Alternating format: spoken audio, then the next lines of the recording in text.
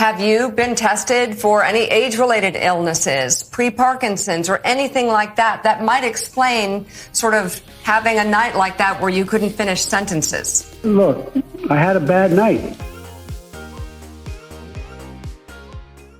So Joe Biden decided, God, I got to save this thing. It's like a sinking ship.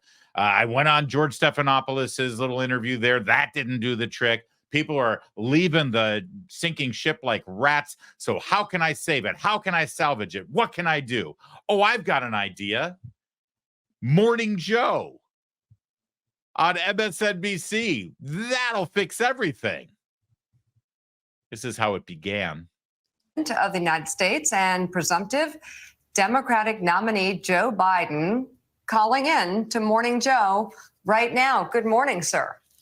Hey, Mika, I'm more than presumption. I'm going to be the Democratic nominee. There you go. Okay, well, Mr. President, that leads to the letter that we just received a few minutes ago. And I'm curious, there's a part of it where you talk about the fact that you got 14 million votes, 87% of the vote.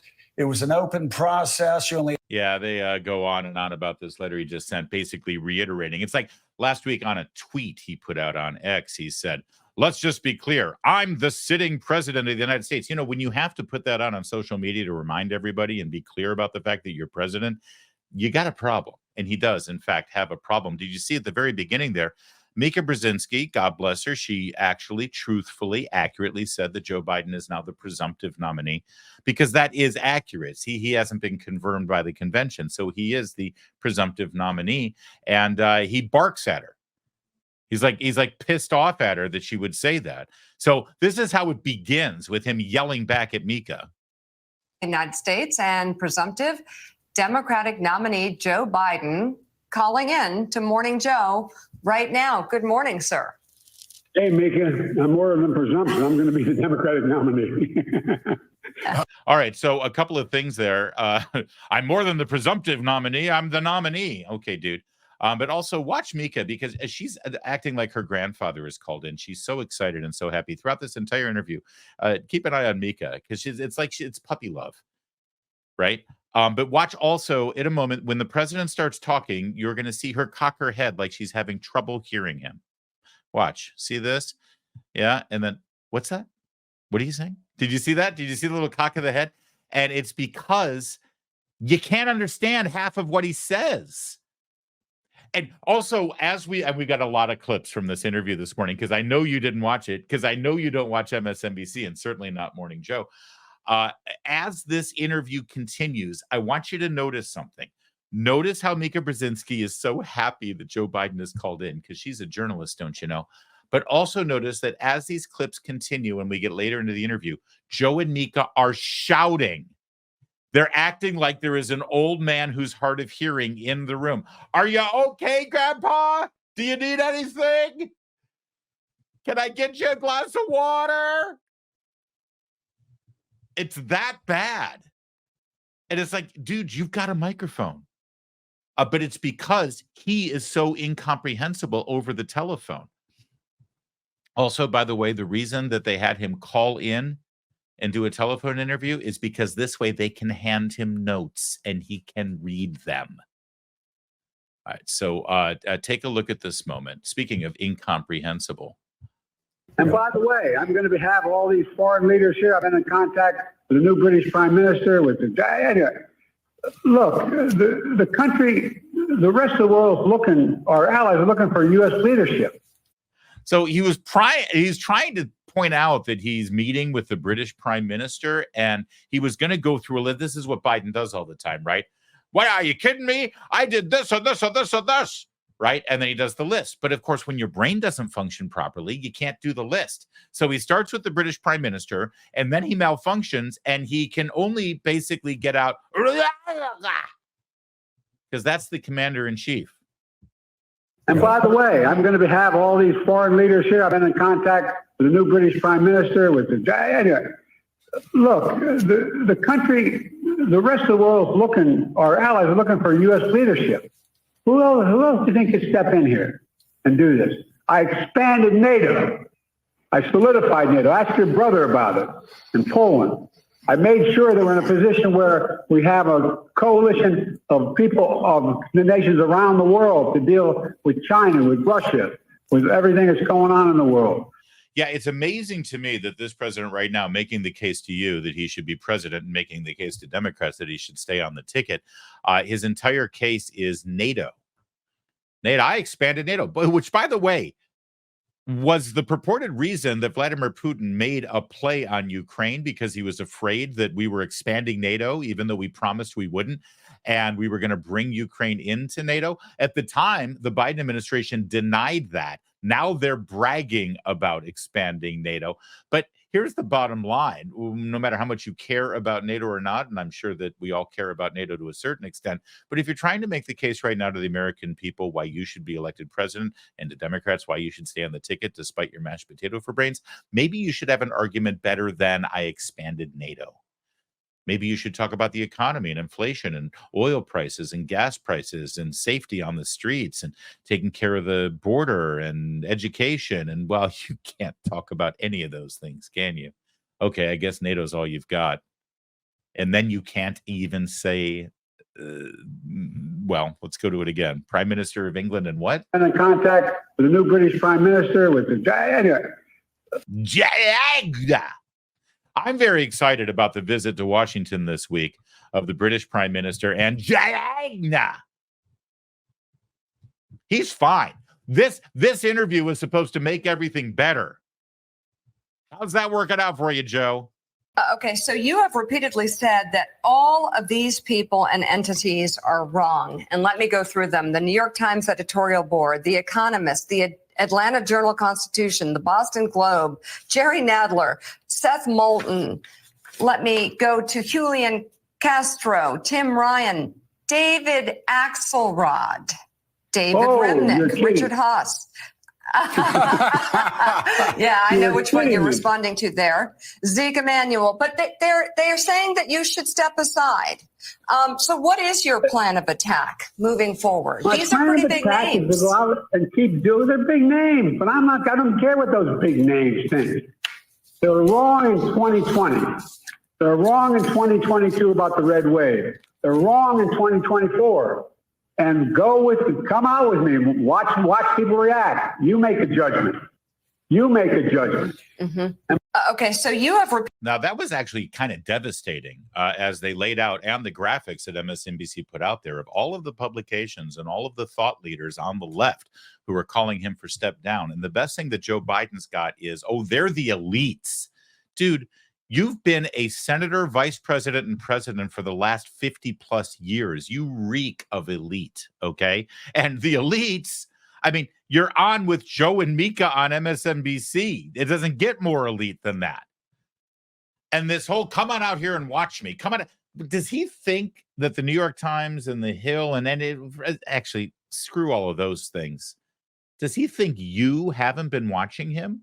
Does he think that I haven't been watching? Does he think that the American people have not been watching exactly? Do you think that we've just decided out of whole cloth, Biden's, I've just decided that Biden isn't capable anymore because he's got mashed potato for brains? No, we've been watching you. That's the problem. But he falls back on these same little catchphrases that he's got because he's got nothing else. Have you been tested for any age-related illnesses, pre-Parkinson's, or anything like that that might explain sort of having a night like that where you couldn't finish sentences? Look, I had before, I was feeling so badly before the debate. When I came back, they tested me for, I thought maybe I had COVID, maybe there was something wrong. I had an infection or something. They tested me, they gave me those tests, I was clear. So, but look, I had a bad night. But the fact of the matter is, look at what I'm doing. I mean, let me put it this way. If there was something that was wrong that night, it's not like it comes and that's one night and it goes away. That's why I've been out. I've been testing myself, been testing everywhere I go, going out and making the case. The night of that debate, I went out. I was out till 2:00 in the morning that very night. It drives me nuts, people talking about this. It drives me nuts, people talking about this. I've been testing myself. I tested myself that very night. I was out till 2 in the morning. I thought he had a bad cold. What was he doing out there? Oh, that was the Waffle House visit, perhaps. Nothing good happens at a Waffle House at 2 in the morning.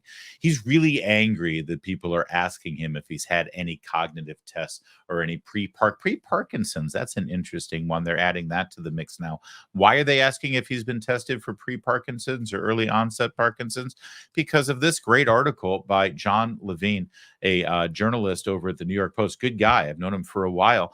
He went and looked at the White House visitors logs, not of the foreign dignitaries or heads of mafia families in Kazakhstan or Ukraine and whether they visited so they could pay money under the table to Hunter and Jimmy and Joe Biden. No, that's old news. No.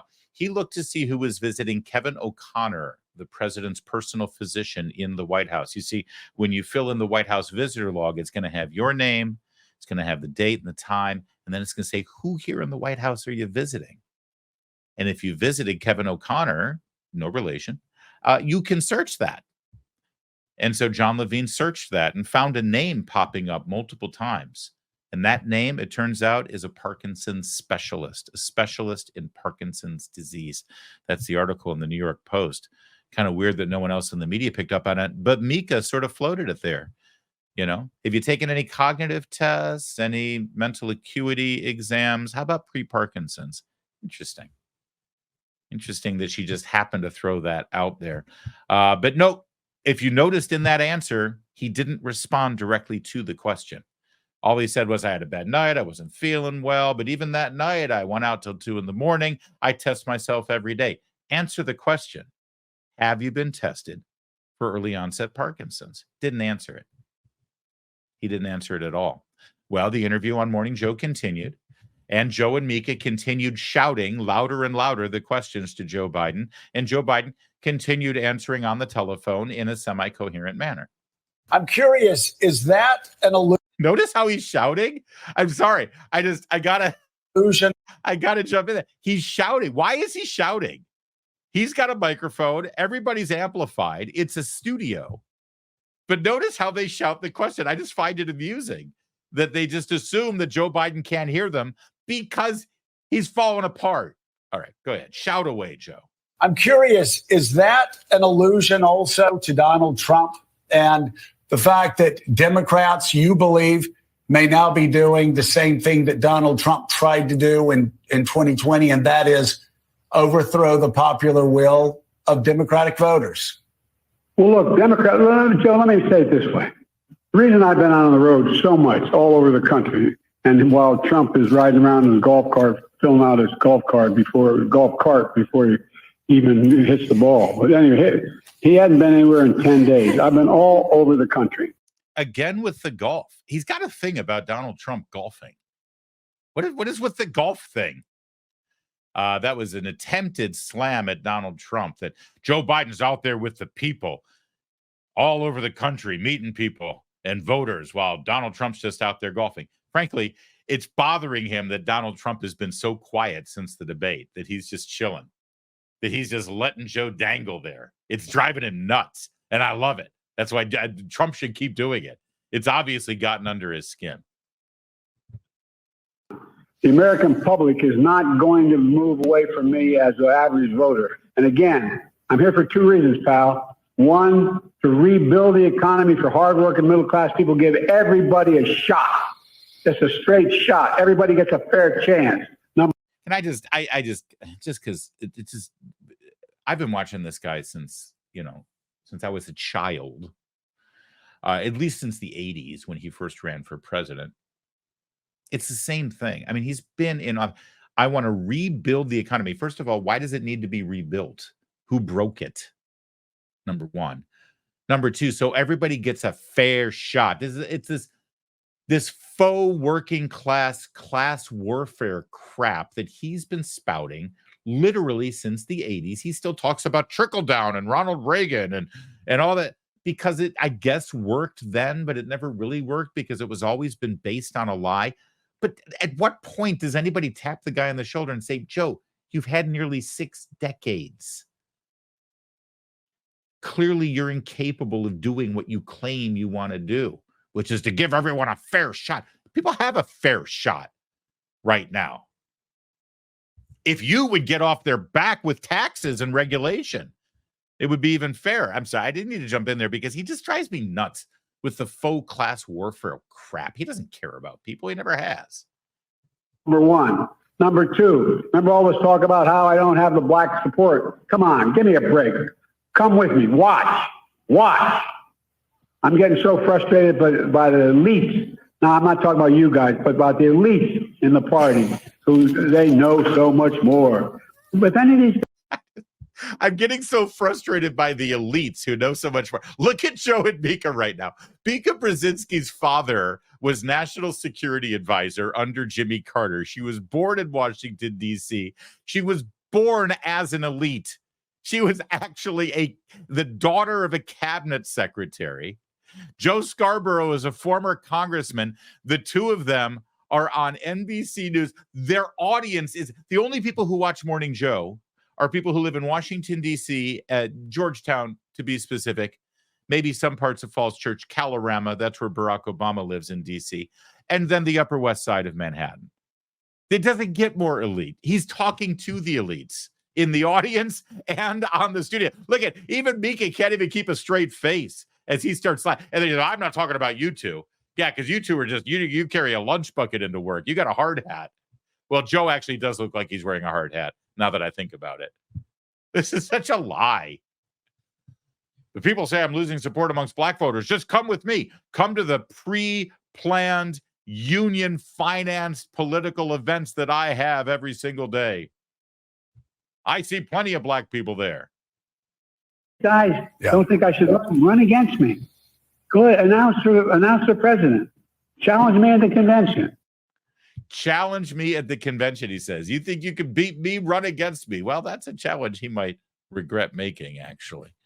But Joe went on. He kept shouting back at his friends, Joe and Mika. I'm reading from the list of lies. First of all, he was made up quote, suckers and losers. I was with it. He called the Americans in the cemeteries from World War I suckers and losers. All right, so hold on. So he tries to go into this whole thing about Trump lied. By the way, I just want to, screw you, Joe and Mika, for not immediately pivoting and saying, excuse me, sir, but you said that no American troops were lost on your watch as president. What do you say to the families of those 13 service members who died because of your failed policies? Screw you, Joe. Screw you, Mika. Screw you, George Stephanopoulos, who lets Joe Biden get away with this bull saying that Trump lies, Trump lies. We're reading from the list. Trump lies, Trump lies, Trump lies. And yet you never stop and say, speaking of lies, could you please address the fact that you claim that no troops were lost on your watch? Because there are parents and wives and children of 13 service members right now without a father or husband to come home to.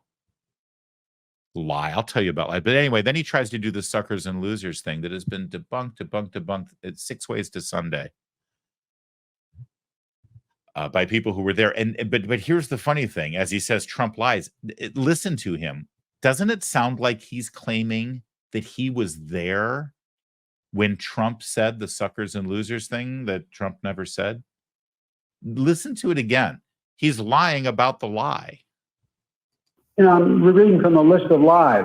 First of all, he was made up quote, suckers and losers. I was with it. He called the Americans in the cemeteries from World War I suckers and losers. I was with him? I was with him when he called them suckers? Is that what he's claiming now? No pushback, no challenge. Complete and total acceptance from these. This is why he goes out. Think about this.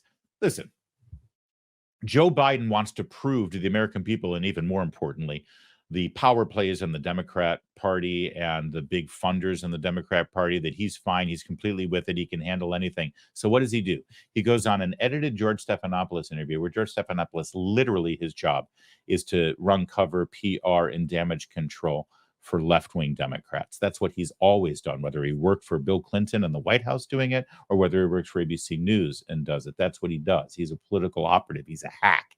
So he goes on that and he can't do it. Now he goes on Joe and Mika. You really want to prove that you've got it together and you can fight? Go on Brett Baer. Go on Shannon Bream. go on to sit down with Tucker Carlson, sit down with me. That he won't do. He goes into the friendliest territories, and even then he falls apart. Even then he can't do it. Even then he's incoherent. Here he is. He's able to actually read the notes that God knows 3 or 4 advisors are handing him at any given time, and he still can't handle it. All right. One last little montage of the low points of today's morning, Joe, so you can get a good idea of exactly how bad this was. The bottom line here is that we're not going anywhere. I am not going anywhere. I wouldn't be running if I didn't absolutely believe that I am the best candidate to beat Donald Trump in 2024. We had a Democratic nominating process where the voters spoke clearly. I won 14 million of those votes, et cetera. So I just want, I not only believe that from the beginning, but I wanted to reassert it and demonstrate that it's true. And I'm going to be doing that all through this week and from here on. How can you assure the American people that you won't have another night like the one you did in Atlanta? Look at my career. I've not had many of those nights. It was a terrible night, and I really regret it happened. But the fact of the matter is, how can you assure you're going to be on faith that can intervene on your way to go to work tomorrow? I'm not bad at what I do. And now, it doesn't mean I never make a mistake. I do, but I'm making those decisions. All right. I found it interesting that his last statement there was that I'm making the decisions, because there is some suggestion that people other than Joe Biden are making the decisions in the White House right now. And, well, it's understandable to think that's the case. When asked, how can you assure the American people this won't happen again, his answer basically was, I can't. And that sort of really is the bottom line of where we are right now. Frankly, I find it despicable that the entire conversation, that the elites, that Joe and Mika and the higher ups at the Democratic Party, the entire framing of their discussion right now is whether Joe Biden should step down from the ticket or not, because they're afraid of losing. They're afraid of losing the White House to Donald Trump, and they're afraid of losing down ticket in the House and in the Senate, and even gubernatorial and further down the ticket right now. That's where the pressure is coming from right now, and everything is about whether they win or lose in November. And at no point does anybody step up from the Democrats and say, hey, maybe we've got something more important going on here than just the election in November. He's president of the United States. He doesn't even remember if he watched a replay of the debate over the last 7 days or not. He can't put a sentence together.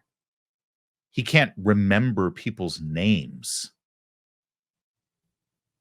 Maybe the American people deserve a fully functioning commander-in-chief right now. This is a man who can order our men and women in the military into harm's way on a whim.